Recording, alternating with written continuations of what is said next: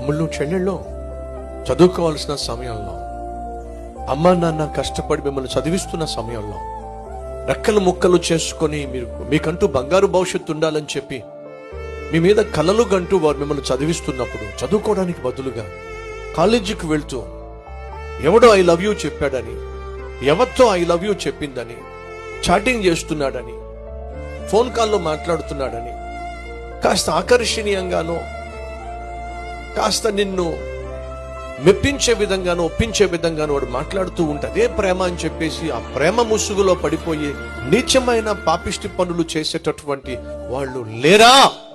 పడ్డావు, ప్రేమలో పడ్డావు, ప్రేమ అనే ఒక ఉచ్చులో పడ్డావు, ప్రేమ అనే ఒక పిచ్చిలో పడ్డావు. భవిష్యత్తును నాశనం చేసేసుకుంటున్నావు, చదువును నాశనం చేసేసుకుంటున్నావు, ప్రేమ అనేటటువంటి గొడుగు కింద శరీరాన్ని నువ్వు పాడు చేసుకుంటున్నావు.